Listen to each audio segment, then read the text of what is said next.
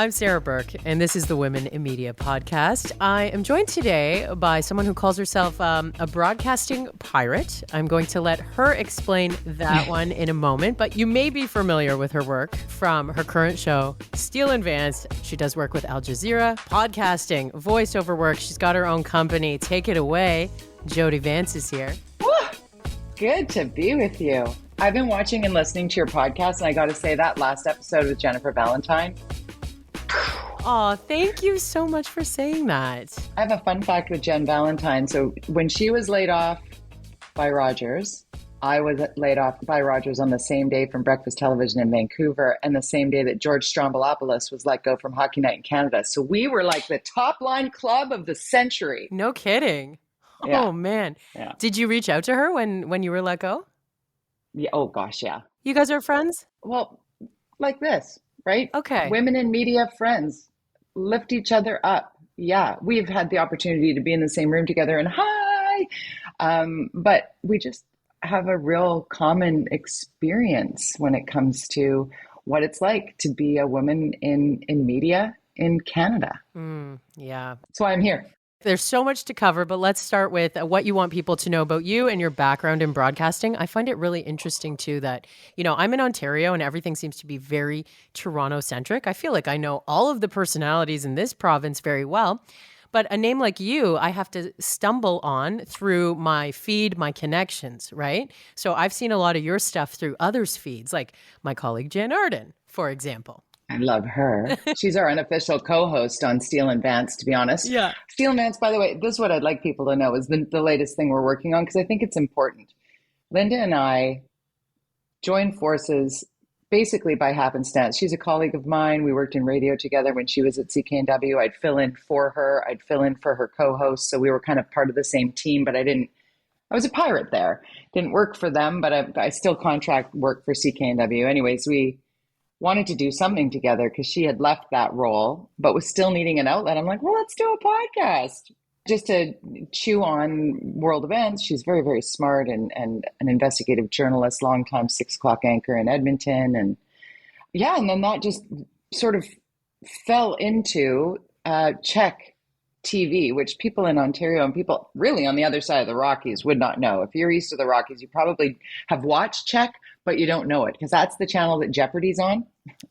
Okay. Okay. So we come right out of Jeopardy on Thursday nights. But Czech Media is the only employee-owned media outlet in North America. I learned a bit about this from actually your colleague who nominated you to come on, Tess Van Straten. Oh, love my Tess. Power Tess. Yeah, so she was on a couple months ago and she nominated you as well. Very nice. Yeah. To what you were saying about, people knowing me, I've been around now. I started in radio in 1989. I'm 55 and I'm proud of it. Fuck yes. I'm that Andy McDowell vibe of like, I'm tired of trying to pretend I'm not what I am. I'm 55. I got some friends who were like, stop saying it out loud because you're telling people how old I am. And I'm like, calm down. There's so much there. But I literally got my job. This is, if there's one takeaway from somebody watching who's aspiring to do this or is feeling like they can't do the thing that they want to do, even if it's not a media thing, I just kept saying it out loud, Sarah. I was bartending at Bruce Allen's Christmas party in 1988.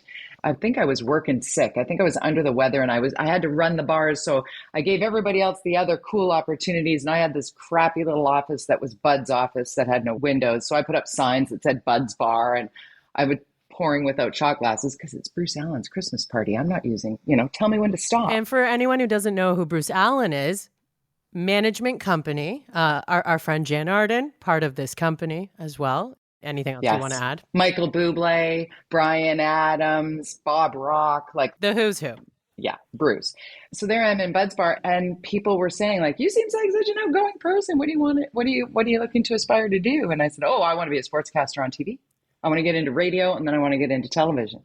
And unbeknownst to me, there were a group of people standing in front of that bar who were in the process of launching a radio station, and were looking for somebody to hand out stickers in a shopping mall. You said it out loud. I said it out loud, girl. So what station did you get your start at?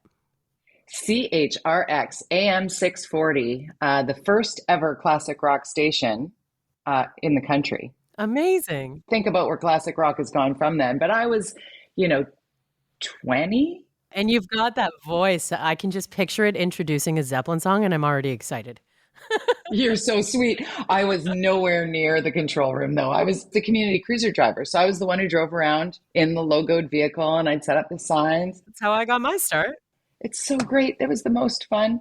And then everything just sort of blossomed from there. And I kept saying my stuff out loud all the way along, including when I got the opportunity to do the dream job of even getting to be a sports broadcaster once, like just one time. My boss at what ultimately was CKNW CFMI, another radio station, a larger radio station, I'd worked my way up. My boss there, Ron Bremner, heard me say that I wanted to do sports. And when he moved up the chain to the TV network, BCTV, he called one day and said, "Do you still want to do sports? You should come and have lunch with me here." Unbeknownst to me, they were planning on firing the two 25-year-old veterans sports broadcasters who were iconic. And then just plunk the girl with no experience in. So I've been that person too. So when people are like, "Oh, look at this person with no experience getting that job. I wonder what box they check." It's like, well, everybody's got to start somewhere. Everyone's got a dream. Yeah. Like, what was I supposed to say? No. And then those classy individuals in John McKeechee and Bernie Pascal, just heroes of my life, called me the day that I was being thrown into it, having never done it before, and said, "You go, girl. You can do this." And they're still my friends and they still support me all these years later. So yeah, that's coming up on 30 years ago. It's hard to believe. It's really hard to believe. An exciting part of your story, both for your dream as well as for the country and broadcasting, you were part of some history making. You want to talk about that? I would like to talk about that because yet again, Sarah, it's somebody who happened to hear me say my thing out loud. Now, most people in Ontario or in Eastern Canada, well, nationally, frankly, but definitely in Ontario would probably know the name Scott Moore. So Scott is the man who created Sportsnet. Before it was Sportsnet, it was called S3, a working title. Got it. And it was CTV that he was working under. And he had formerly worked at TSN. So Scott Moore came out to Vancouver and wanted a tour of Vancouver Television, which was the new first digital station in the country, sort of an independent out here. And I was the only person in the sports department there. I was, learning my way up the ladder and loving it. But I got asked if I would show this guy from Toronto around. That's all I was told. So I was like, sure, okay, I'll talk to anybody. Yeah. This is who I am. And so I walked him around and I'm, oh God, when I think back to the rudimentary tour I gave this man, this is the control room. I didn't talk with verbal fry, but I feel like I did in hindsight, and I stand here when I do my sports. And at the end of about a half an hour where I took him through the whole station, he's like, "So, where do you see yourself in 5 years?" Everybody should have an answer to that, no matter what. Ready and I've always had that Oprah kind of thing, like, say the thing that's the biggest thing you can come up with without laughing. Yeah. Right? So I said, well, I understand that there's this new network that's starting. It's called S3. I want to be the first woman on the desk at that sports channel. And he goes, "Oh, huh." And he left. Come back 8 months later and Sportsnet's launched and I see who's launched it because we're all the same company. And I'm like, "Hey, I know that guy." And he'll tell the story. He loves to make me tell this in front of him, which makes me horrifyingly blush. But he says, it was that moment standing in Vancouver Television in my little spot when I said, I want to be the first woman on the desk at Sportsnet. He decided I would be. It gives me chills. Isn't it cool? So then he brought me out to fill in. I was on the first, the dress rehearsal for Sportsnet, and then I would contribute from the Pacific region. And then that summer of 1999, he flew me out. I stayed for a month and a bit, and I filled in on all the shows, which was so much fun. And he taught me to be myself. I tried really hard to be one of the guys. Like, I really thought I had to be like the other people there because I was the only woman in there. There were women behind the scenes, lots of women involved. I should really point this out. I'm not the first in this regard. But he took me aside after my first fill-in moment and said, "You did great, but you're trying to be like the guys, and I didn't hire you to be like the guys." He said to me, and Sarah, this was so defining for how I do my life now. He said, "I want 100% Jody Vance. I want so much Jody Vance. I want you to push the envelope." He goes, "I want you to push the envelope so hard that I have to pull you back. And when you step in it, and I 100% expect that you will, I will support you." And I was like, okay. These types of confirmations, especially at a younger age when you're like figuring out your career, are so defining, especially coming from a man who's telling you to be less of one of the guys and more like you. I'm super grateful. He is still in my life. I still do work with him and around him. And yeah, it moves me because of what that has meant to me over the years. Because I will tell people, if you're hiring me to be something that I'm not, I don't know how to do that. Yeah. And I'm a lot. Like I'm this all the time. Before this fellow pointed this out to you, do you remember having any reservations about getting into sports as a woman? Like growing up in your family, your groups of friends? Well, my mom thought I was a little bit nuts when I told her when I was about 8 years old that I wanted to do it. But my parents had split when I was very young. So I had every other weekend with dad, and he was the head of the PE department at the largest high school in Vancouver. Rather downtown east side-ish, but a very large school. And he was there for a long, long time. And I was coach's daughter. My brother would go into the locker room because dad's office was in the locker room, and I'd sit on a bench outside the locker room, obviously, because I'm a kid. And I had to one day I'm going in there, having the older brother who commanded the TV. And really, I loved sports even back then, but I'd like to hold that over his head. We would watch, Hockey Night in Canada, or, we'd watch the Canucks, and I would listen to Jim Robson. He's my hero. I love Jim Robson, longtime play-by-play man for the Vancouver Canucks. He was the original. Just an unbelievable broadcaster, just a genius and a gem of a person. And I was sitting there one day as a kid thinking, God, that seems like a good job. Right. He's at the game. He's watching. Sounds like he's having a great time. That's a cool job. I've learned since then that play-by-play is an art form that only a very few can do. Right. But so I just started saying, that's what I want to do. And I was fully prepared. I got my chef certificate. I went to culinary school to make sure that I had something to fall back on. So I had my red seal in culinary. I can cook. So people always got to eat. Yeah. So I just kind of know. And anybody who said, I hope this doesn't make me sound all weird, pompous or whatever, but when people would be like, yeah, good luck with that, I'd be like, okay, thanks. That was motivating for me. Oh, I feel you. I have a cousin and he listens to the podcast. So Todd, if you're listening, hello. Hi, Todd. I don't know if Todd would remember this, but at the end of high school when I was starting to talk about what I wanted to do in journalism and all that stuff. And he was like, yeah, good luck with that. Which I understand why people say that. It's a shrinking business, sure, etc. There's lots of reasons. But he just approached me to do a podcast. And I'm like, hi, cousin Todd. Let's just rewind for a sec, shall we? Anyway, his podcast is a great idea. It's about mindfulness in sport. So more on that to come. Text me that because that's my jam right there. Okay. See, Todd, it's going to be a hit. It's going to be a hit. Yeah. Back to you, though. So now when other women started coming into, let's call it the broadcast center at Sportsnet, and you started seeing more female faces on air, public facing, did you find camaraderie and community there, or was there weird vibes? How was it back? Would it have been 2000, the year 2000, around then? Yeah, it would have been 2000. Both. As weird and camaraderie as there was with the dudes, because you would have expected them to be unwelcoming, the guys in the room, and they weren't. I was just chatting the day before yesterday with one of the people who was instrumental in my landing there, in Darren Millard, Brad Fay, Kevin Quinn, Jamie Campbell, Mike Toth. These guys are all still my friends, right?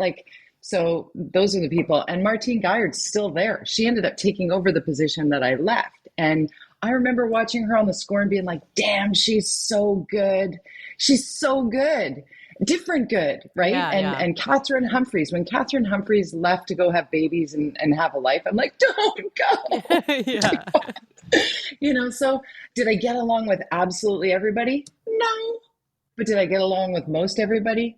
Yes. Yeah, And so many of them are still my friends. And I think that's true in any work environment. of So, course. Yeah. um, mostly, though, I'm very happy to report it's a community of people. Even the people you compete against are your friends. I get to this day, I get like I'm going to tell you this, but don't tell anybody, okay? So nobody's listening, right? Yeah, yeah.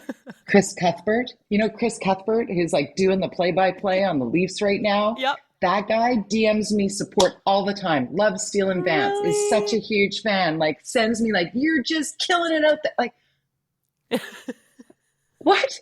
Thanks, I man. love Yeah. Chris Cuthbert. Yeah, Don Landry. I mean, the list goes on and on. Okay, so after Sportsnet, take us on the journey that led to Steele and Vance. I left Sportsnet and I went to Maple Leaf Sports and Entertainment and I actually did Leafs TV. Scott Moore left Sportsnet. I was his, person. So when a new person came in, they want to bring in their person. And I kind of felt like that writing was on the wall. And then Dean Bender, who was working with Scott at Sportsnet, was at MLSE.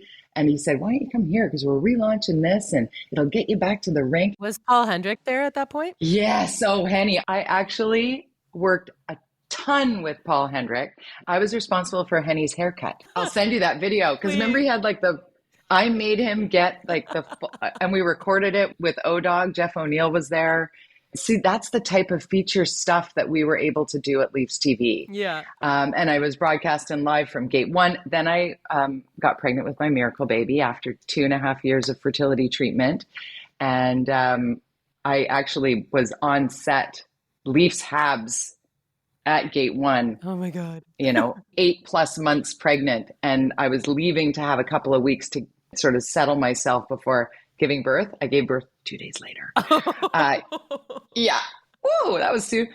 So I did MLSE, then I became a mom, and then the financial crash that everybody felt. My baby daddy, my ex-husband now, but partner in parenting, was the assistant general manager for the Blue Jays. And he had been there for years and years. And so he was let go by the Jays, as you do. And I said, okay, well, where are we going? Where in the world are we going to do baseball? And he goes, you know what? I'm done with baseball. And I'm like, okay, Vancouver it is, because he promised me we're going home. So I luckily found a job doing radio again. This was music radio, back to my roots with my, having an 18-month-old child that served my needs to parent and my want to be a part of his all the time. But so I got moved back to work at Shore 104, kept my toe in the sports world by doing some fill-in at CBC just for scale. Yeah. I was just a fill-in girl. And when the Canucks in 2011 go on a crazy Stanley Cup run and the people at CBC go, would you do the post-game show? And I'm like, yeah. And there I am standing in CBC, following a Canucks game in the Stanley Cup final, listening to, having just cut the highlights, me and an editor. It was 4 of us who worked on the show. Oh my God. And it was like, okay, my heart's pounding.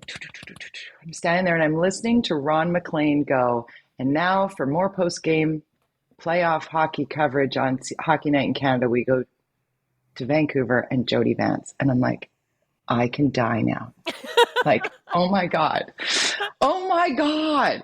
I know that. So that happens. And so while I'm doing that, Scott Moore calls again, and Dean Bender are now at Rogers, and they're doing breakfast television at City TV, and they want me to audition for that while I'm at Shore doing Seeking Stanley with a small child. Can we secretly audition you with Riaz Megji to see if you want to get up at 4 o'clock in the morning? And I was like, okay, well, when it rains, it pours, right? So I was like, da, da, da, da, da, da, da. And then it all works out somehow. So that was 5 years at BT.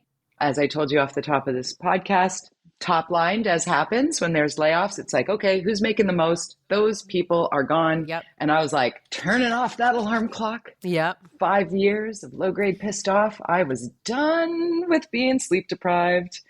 Got into just freelance and trusting that the work will be there. Yeah. I'm there right now. Yeah.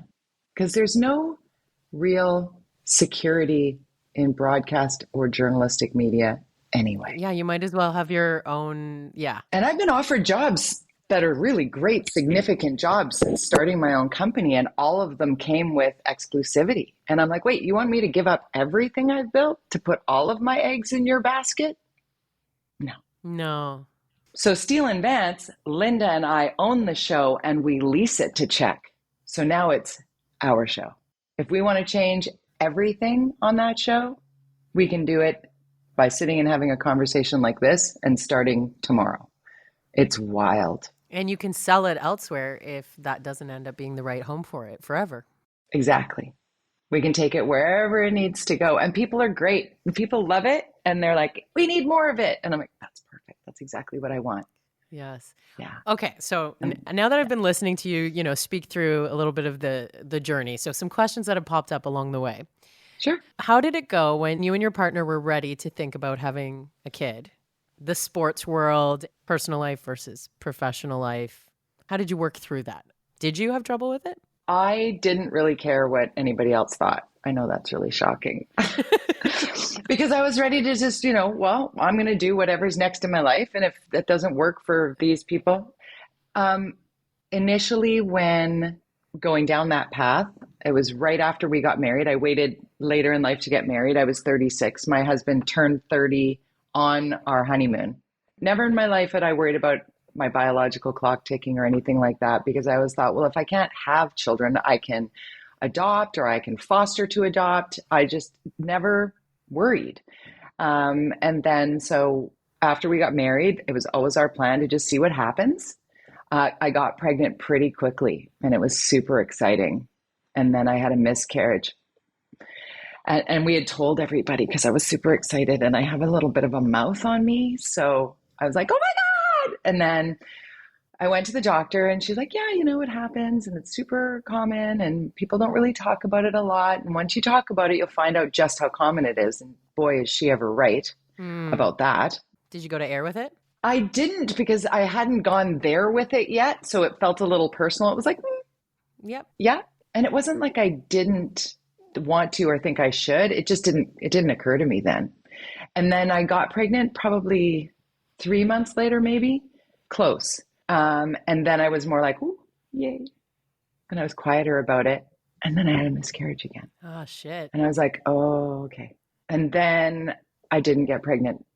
And then I didn't get pregnant. And then I didn't get pregnant. And I was like, oh, okay. And then 6 months passed and I went back to the doctor and she's like, okay. And now we should probably talk, checking out what the issues might be. And yeah, so I went in and did the full panel. And we did what so many families do. You start with the varying degrees. I mean, we could do an entire podcast about fertility if you want to, because I learned so much. But suffice to say, 2.5 years, 17 days every month, I would go at 6:30 in the morning to a clinic in downtown Toronto, and I would have blood work and an internal ultrasound every day for 17 days every month for 2.5 years to monitor my body, my hormones, the production of eggs, seeing what the eggs looked like, and then planning what the steps are, whether it was timed intercourse or IUI, which is where they spin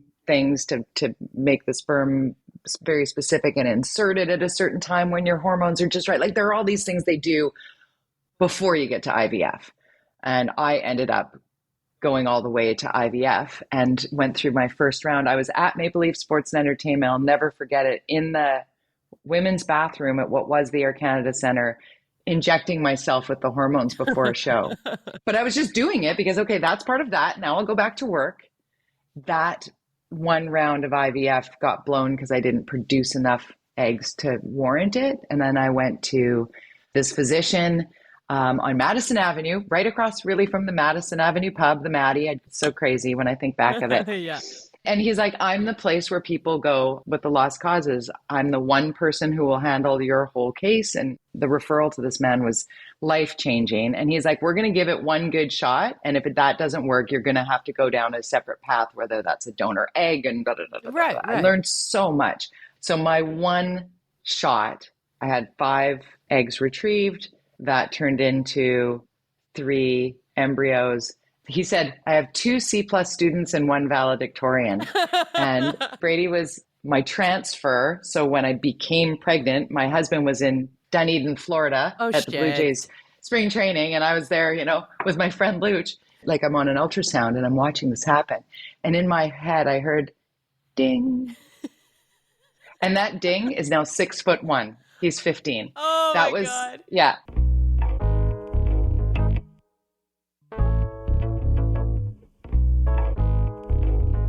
That was St. Patrick's Day because my doctor called me, goes, have a green beer because it's the last beer you're having for a year. Oh, that's a great way to break the news, right? Yeah, yeah. And well, then you had to wait, right? You got to wait to see if it takes. For a while there, it looked like I was going to have twins because they did put 3 in, and then 2 went away, which was a little bit scary. Baby number 2, whatever, embryo number 2, which caused a little bit of bleeding. And anybody who's had a miscarriage knows that that's where you think it's not going to work. And so I was really scared the whole time I was pregnant that something might go wrong, which I know there's somebody listening right now who knows what that feels like. And all of the women who sat in that waiting room with me at that time at Dr. Young's clinic, every single one of them ended up becoming a mother in one way or another.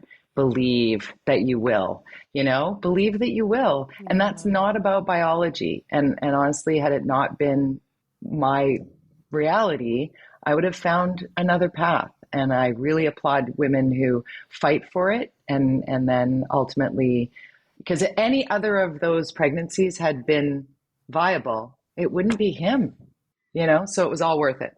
It's really interesting too, because like you had no shame being in the bathroom injecting things and, right before going live to air. But I imagine up here in the brain space, it's a little bit harder to work through that stuff and what's going on behind the scenes because there's this person that you have to be while you're on camera. Yeah. How have you dealt with that over the years? I mean, we're going to talk about your big story that's made national headlines coming up, but overall, when something tough has been going on behind the scenes, how do you handle that? I trust that my autopilot is authentic. I'm not afraid to be wrong. I'm not afraid to say, I'm sorry. Today's not my day or whatever. Yeah. Oops. Yeah. Didn't mean to see that, or whatever it is. My mission is to never have to have those things happen, but I forgive myself and I think my audience does too. The audience does, because I'm not trying to pull anything over on anybody. And that's why these last few years, and in speaking about the harassment piece, is so painful because I don't have an agenda. When somebody yells, libtard, snowflake, or whatever, I'm like, really? Me? Like, I do take that personally because I put myself into this. I'm not trying to be a celebrity. I don't need red carpets and awards. And I love red carpets and awards, don't get me wrong, but I don't aspire for that. I aspire for this. I want to talk about stuff. I want to help one person. Anyone in that, even the sports desk history making conversation that we already had, anyone in that position showing some suit from Toronto around might have said, I want to interview Doug Gilmour. Like that might have been the dream. You said, I want to be the first woman on the sports desk. Right. And so along those lines, I wasn't the first woman ever on a desk. Scott Moore actually moved me from Sportscentral AM to the supper hour slot. And while there had been women who were a part of a team on the supper hour slot, I was the first woman in the history of Canadian television to host her own sports program nationally in prime time. So it was very niche and unique. And to be honest with you, I did my first show before I knew that stat because I saw it in the press release that came out after. I'm like, really? You're right. I'm like, what? Me? What? Yeah. Cool. Hope that hits my Wikipedia page. So coming back, I do want to talk about this difficult story. I think you've had a lot of time to sit with it, figure out how you want to position it when you speak about it. This has been going on behind the scenes for so many years now. It's just we just learned about it. So I would like you to talk about the moment you knew that you couldn't handle it yourself despite your best efforts. Okay, so it started in 2015, right around the time Donald Trump came down the escalator, if you will, that things in my inbox at CKNW, the radio station I fill in for in Vancouver for Chorus Radio, people started to get meaner, more tribal, more siloed, I guess, politically. Divisive, yes. More insults lobbed. But I mean, it's not my first rodeo. I've been in radio and TV for quite some time at this point. The thick skin, if you will. Yeah, and I know how to block people, and I know how to be like, and it's my listener email account. So it's the email that I put out to like, hey, you got a comment, you got a question, email me, Jody@cknw.com. So it's coming in on that. So I would get these emails from this guy, and I interact with my audience, and I'm like, hey, listen, sorry to see you're having a bad day. And then he'd come back with another one. And so I was like, listen, please stop. And if you don't, I'll just block you. And then he came back again. So I blocked it. But he had a very specific way of writing, all caps. Like he'd go lowercase and then all caps and then lowercase and then all caps. It sounds like Donald Trump. Right? It does, doesn't it?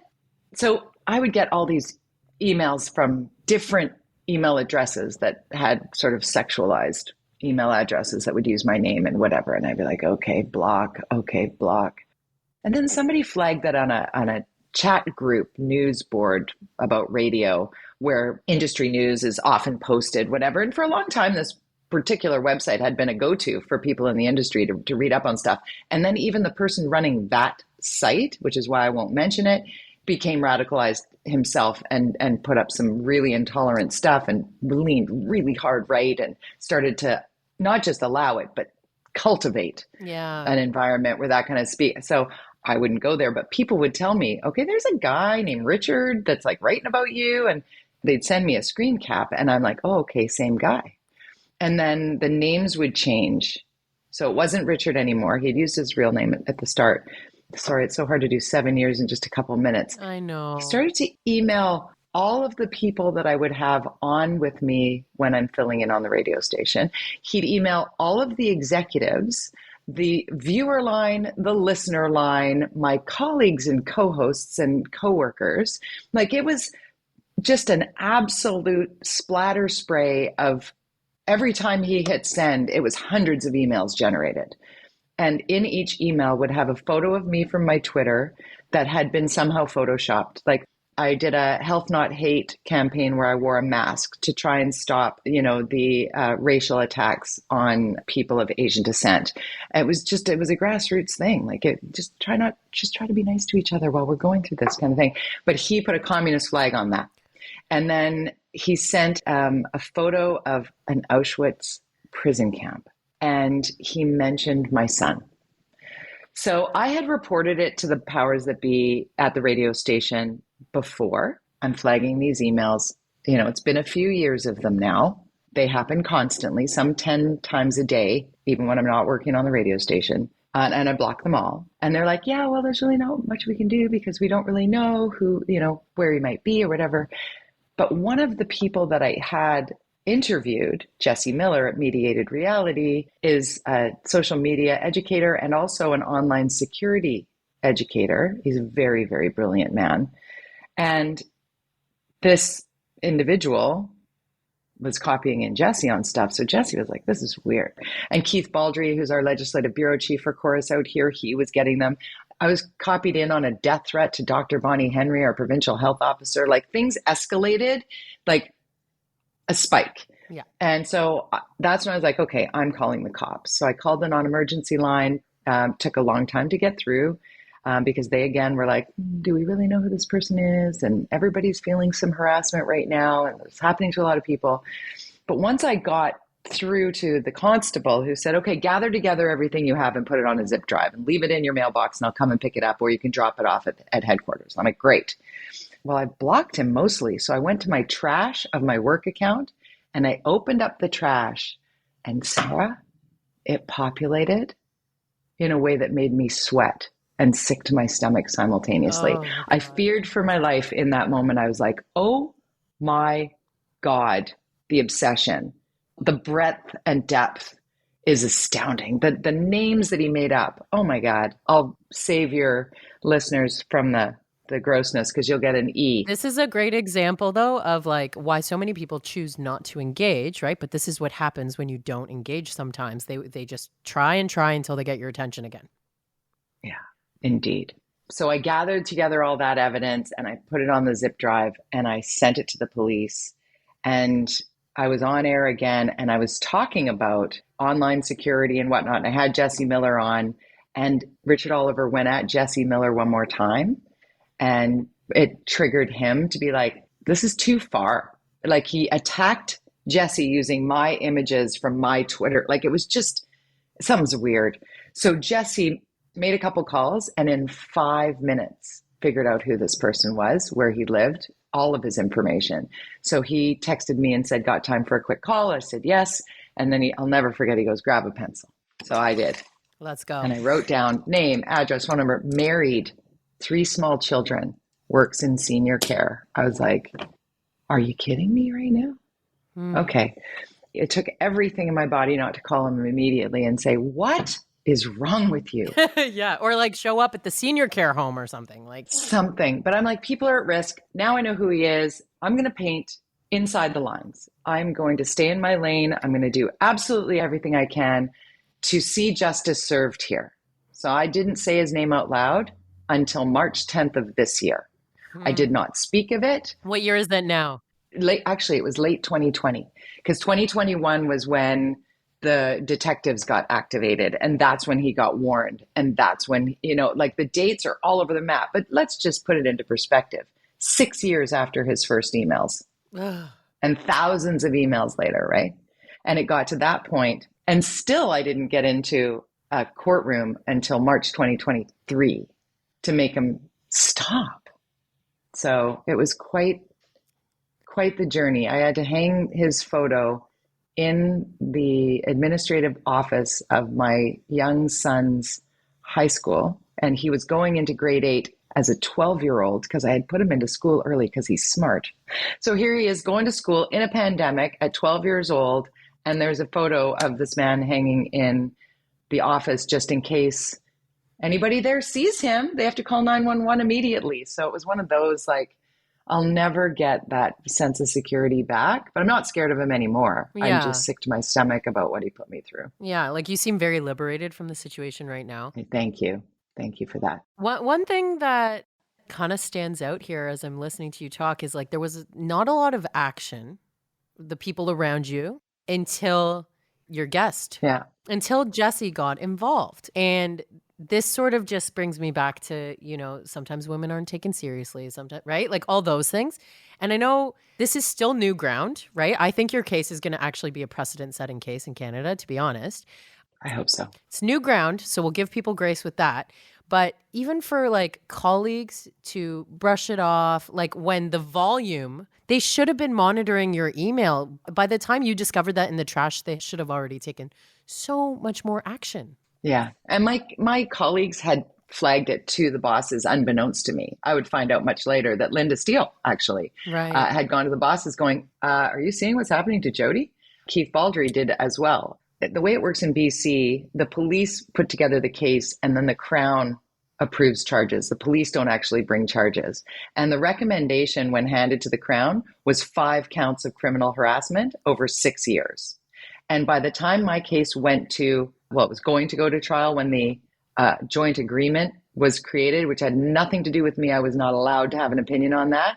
It had been whittled down to 6 months of evidence and 1 count. And he basically got off with a slap on the wrist, and he won't even have a flag moving forward. If he does this to someone else after his 12 months of no contact, if he does this to someone else, there won't be a precedence for him. Like that's what's broken. And I can't change my outcome of what happened in court with me. That's not on the table. Everything I do moving forward is about exactly what you just referenced. There needs to be swift, meaningful reaction and consequences. I don't care if it's like a parking ticket or a speeding ticket. Do it once, be told to stop. Do it again, it's $100. Do it again, it's $1,000. Do it again, it's $10,000. Do it again, it's $100,000. We'll take your house. I think that would act as a deterrent for some of these keyboard warriors. If they thought maybe they wouldn't be able to get their driver's license. Yeah, because the message that you're sending is you're going to get off if you do this. Absolutely. And that's wrong. And it is happening to women. And I have to acknowledge this too. I should have acknowledged it right up front, but I'm in communication with some of the women in this country who are suffering at the hand of criminal harassment right now, like right this second.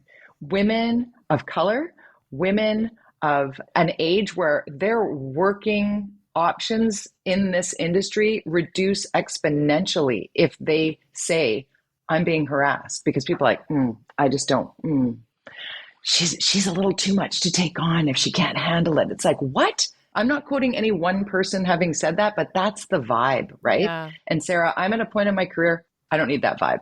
I'm going to use every ounce of energy to fight for them to not be put through what I went through.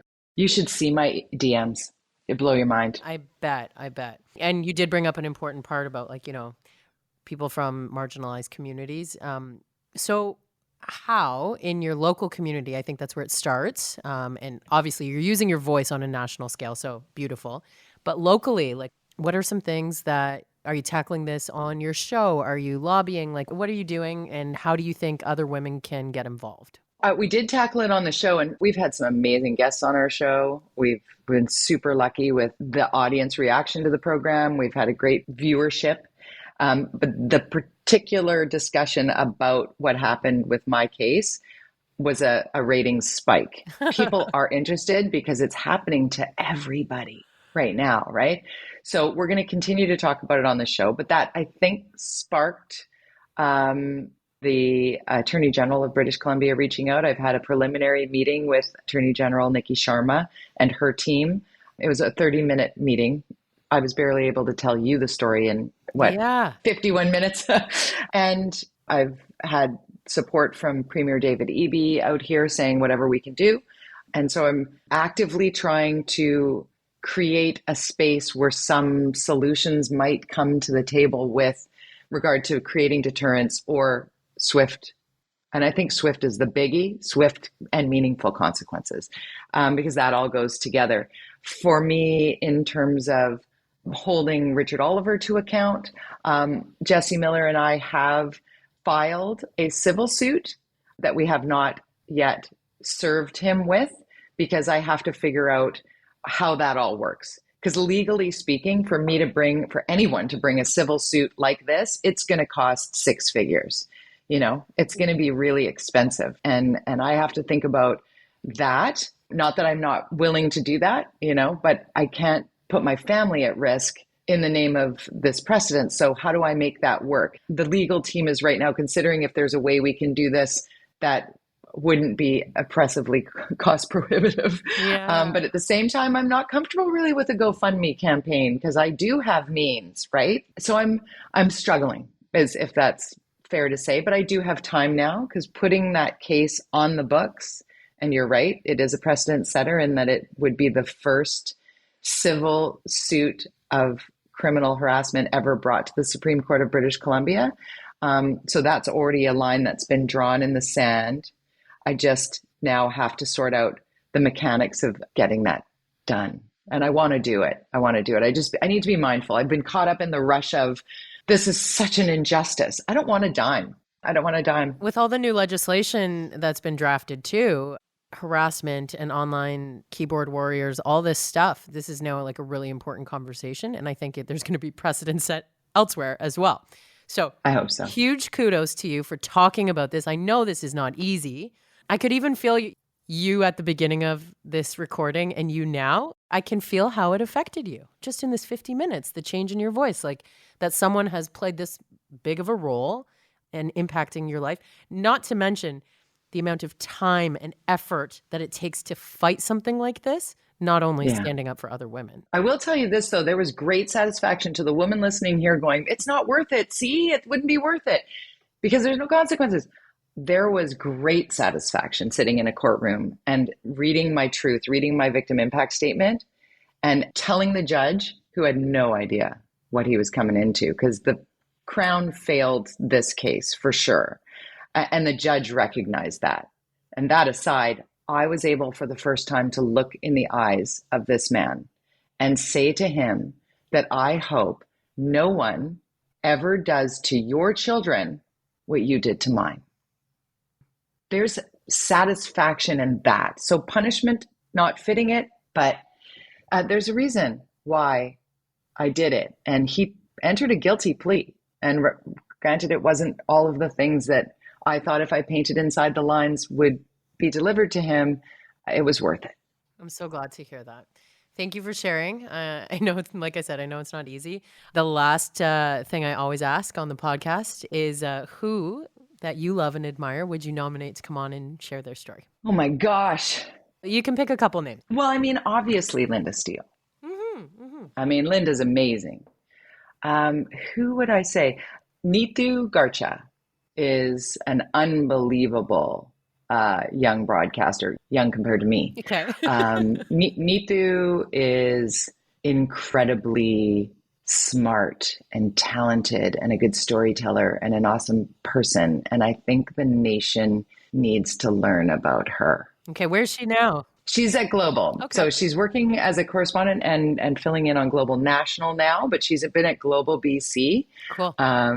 Yeah, Neetu Garcha. Okay. She's amazing. Awesome. Quickly tell me about your business. My business, like Broadcast Pirate Services, Yeah.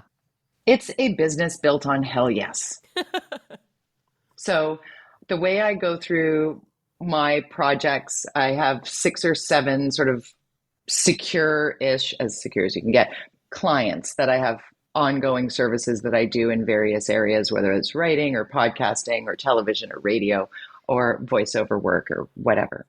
And then other opportunities come my way and they go through the filter. And if I go, I don't know, the workaholic in me, and I know you're one too. Oh God, how can you tell? Oh, I know. I watch you. I listen to you. We know each other. But it goes through my filter. And just in the last couple of years, I've learned that if it's that's not a hell yes, that's how I decide on the projects I'm doing next. Yeah. Is it a hell yes or a hell no? Because if it's not a hell yes, it's a no. And that doesn't mean I will be the best Subway sandwich artist you've ever met in your life. If I need to work, I loved waitressing. I'm not above hard work of any kind.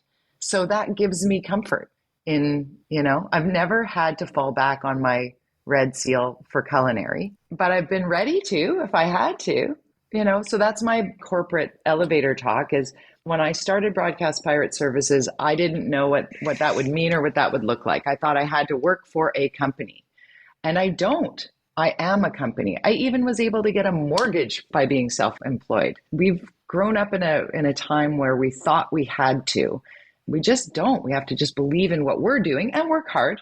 I work hard. That's my company. I'm at the beginning of that journey right now, and I needed to hear everything you just said. So thank you. You can do it.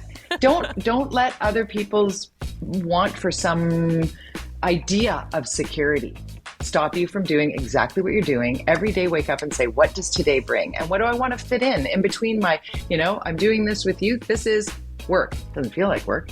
I know, doesn't feel like work at all. Oh my God, right? This is amazing.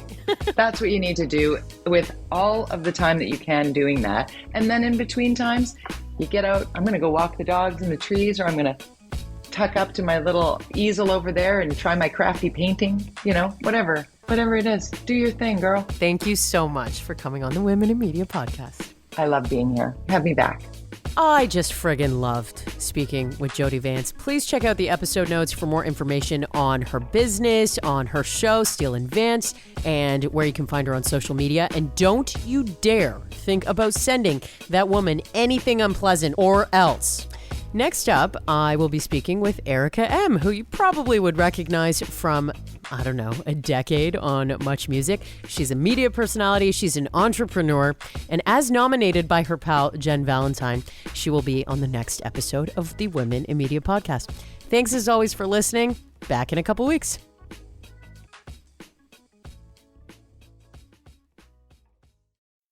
Hi, I'm Matt Kundle, host of the Sound Off Podcast, the podcast about broadcast. Every week since 2016, we've been bringing on broadcast leaders to talk about their experiences in radio, what they've seen, and where they believe it is all going. If you live and love radio, subscribe to the Sound Off Podcast with Matt Kundle wherever you get your podcasts. Another Sound Off Media Company podcast.